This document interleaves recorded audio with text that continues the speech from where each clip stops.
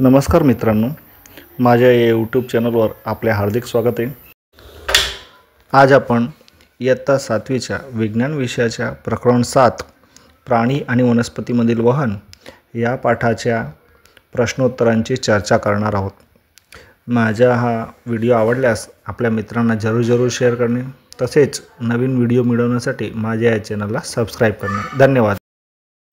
प्रश्न 1, कॉलम 1 मध्ये दिलेल्या माहितीला कॉलम 2 शी तुलना करून जोड्या लावा। कॉलम 1, ए पर्णरंध्र, बी जलवाहक पेशी, सी मूळरोम, डी अन्नवाहक पेशी। कॉलम 2, पर्णरंध्र हे वनस्पतीत बाष्पोत्सर्जनाचे कार्य करते। बी जलवाहक पेशी ही वनस्पतीत पाण्याच्या वहनाचे कार्य करते। सी मूळरोम हे वनस्पतीत पाण्याच्या शोषणाचे कार्य करते। आणि डी अन्नवाहक पेशी हे वनस्पतीत अन्नाच्या वहनाचे कार्य करते।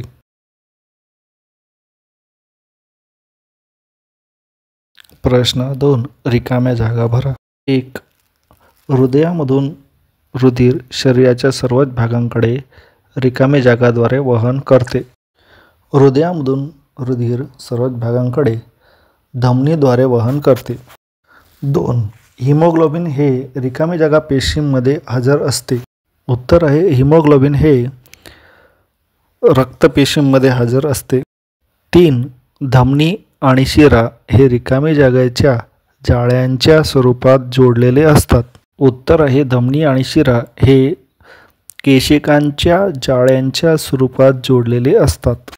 4, हृदयाचे लयबद्ध आकुंचन आणि प्रसरण यांना रिकामी जागा म्हणतात।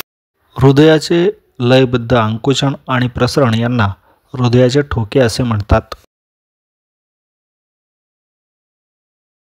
5, मनुष्यामध्ये रिकामी जागा हे मुख्य उत्सर्गद्रव्य आहे। मनुष्यामध्ये मुख्य उत्सर्गद्रव्य युरिया आहे। 6, घामात पाणी आणि रिकामी जागा असते। मनुष्याच्या घामात पाणी आणि क्षार असतात। 7, मूत्रपिंड हे प्रवाही स्वरूपात शरीरातील कचऱ्याला बाहेर काढतात, त्याला रिकामी जागा म्हणतात। मूत्रपिंड हे प्रवाही स्वरूपात शरीरातील कचऱ्याला बाहेर काढतात, त्याला मूत्र असे म्हणतात। 8, शोषक पूल रिकामी जागाद्वारे रचले जाते, ज्यामुळे पाणी खूपच उंचापर्यंत वर जाऊ शकते। शोषक पूल हे बाष्पोत्सर्जनाद्वारे रचले जाते, ज्यामुळे पाणी वनस्पतीत खूप उंचापर्यंत वर जाऊ शकते। प्रश्न 3, योग्य पर्याय निवडा। ए, वनस्पतीमध्ये पाणी रिकामी जागाद्वारे वहन होते। विकल्प आहेत 1, जलवाहक पेशी, 2, अन्नवाहक पेशी, 3, पर्णरंध्र आणि 4, मूळरोम। खरे उत्तर आहे जलवाहक पेशी। बी, वनस्पतीला रिकामी जागा ठेवून पाण्याचे शोषण वाढविता येते।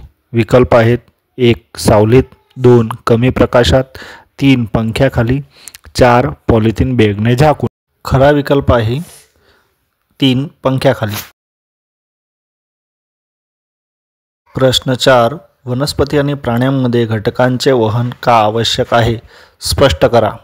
उत्तर, सर्वच सजीवांना स्वतःचे अस्तित्व टिकवून ठेवण्यासाठी आहार, पाणी आणि ऑक्सिजनची आवश्यकता असते।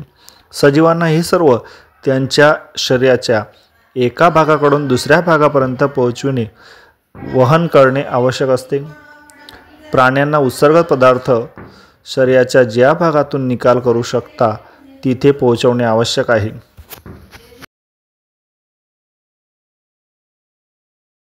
हे सर्व करण्यासाठी पोषक द्रव्य, ऑक्सिजन, उत्सेचक, अंतःस्राव आणि उत्सर्गद्रव्यांचे एका स्थानापासून त्यांच्या कार्यक्षेत्रापर्यंत पोहोचविण्यासाठी या घटकांचे वहन करणे आवश्यक असते।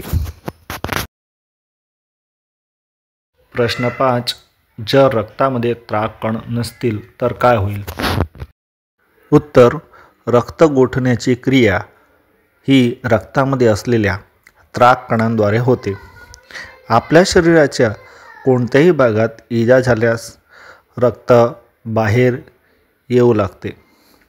रक्तातील त्राक कण रक्ताला गोठून टाकतात आणि थोड्याच वेळाने रक्त वाहायचे थांबते. अशा प्रकारे जर रक्तात त्राककण नसतील तर इजा झाल्यास रक्त गोठले जाणार नाही. अशा प्रकारे शरीरातील सर्वच रक्त वाहून जाईल आणि जे प्राणघातक ठरेल. प्रश्न 6. पर्णरंध्र म्हणजे काय? पर्णरंध्राचे 2 कार्य सांगा. उत्तर. वनस्पतीच्या पर्णात खालील सपाटीवर लहान छिद्र आलेले असतात, त्यांना पर्णरंध्र असे म्हणतात. पर्णरंध्राचे कार्य याप्रमाणे आहेत. 1. वनस्पतीतील पर्णरंध्र पाण्याच्या बाष्पीभवनाची क्रिया करतात. 2.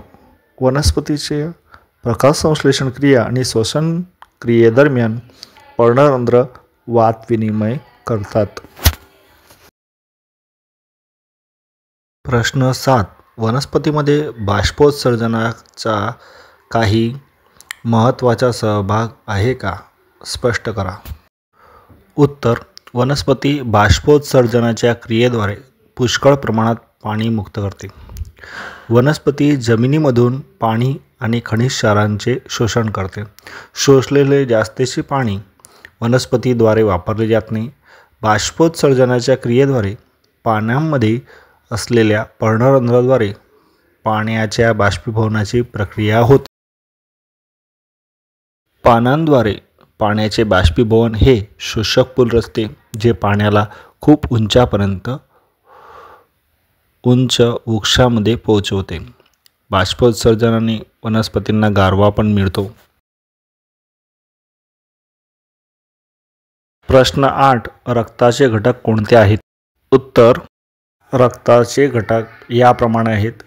रक्तरस, रक्तकण, श्वेतकण, रक्तकणिका अर्थात त्राककण. प्रश्न 9. शरीराच्या सर्वच भागांना रक्ताची गरज का पडते? उत्तर. शरीराच्या सर्वच भागांना रक्ताची गरज असते कारण की 1. रक्त आहारातील पोषक द्रव्य तसेच ऑक्सिजनला शरीराच्या सर्वच भागापर्यंत पोहोचविते. 2. शरीराच्या सर्वच भागात उत्पन्न झालेले उत्सर्गद्रव्यांचे वहन रक्ताद्वारे होते आणि त्यांना उत्सर्जतंत्राच्या अवयवापर्यंत पोहोचविते. 3. रक्तात उत्सेचक अंतःस्राव असतात, ज्यांना शरीराच्या सर्वच भागात पोहोचवण्याचे कार्य रक्ताद्वारे होते. प्रश्न 10. रुधिरचा रंग लाल का असतो? उत्तर. रुधिरच्या रक्तकणांमध्ये हिमोग्लोबिन नावाचे लाल रंजक द्रव्य असते. रुधिरात हिमोग्लोबिनच्या हजेरीमुळे रुधिरचा रंग लाल असतो. प्रश्न 11. हृदयाच्या कार्याचे वर्णन करा. उत्तर. हृदय हे सतत धडकणारे पंप म्हणून कार्य करणारे अंग आहे की जे रक्त आणि त्यामधील द्रव्यांचे वहन करते. हृदयाचे दोन्ही कर्णक आणि नंतर दोन्ही क्षेपक तालबद्ध रीतीने संकोचन आणि विकोचन पावतात. हृदय शरीराच्या भागातून आलेल्या कार्बन डायऑक्साईडयुक्त रक्ताला फुफ्फुसात पाठवून शुद्ध करविते. हे शुद्ध झालेले ऑक्सिजनयुक्त रक्त हृदयात येते आणि हृदय त्याला दाबपूर्वक शरीराच्या विविध भागात पाठविते.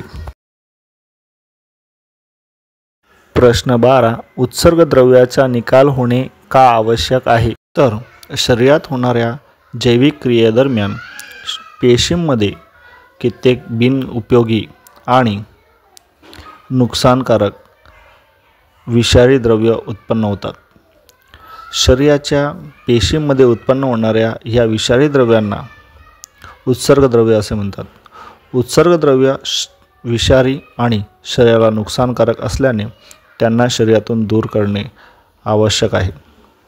अशा उत्सर्गद्रव्याचा निकाल वेळोवेळी शरीरातून करणे गरजेचे आहे. प्रश्न 13. मनुष्याच्या उत्सर्जन तंत्राची नावनिर्देशित आकृती काढा. मूत्रपिंड, मूत्रवाहिनी, मूत्राशय, मूत्रमार्ग, मूत्रछिद्र.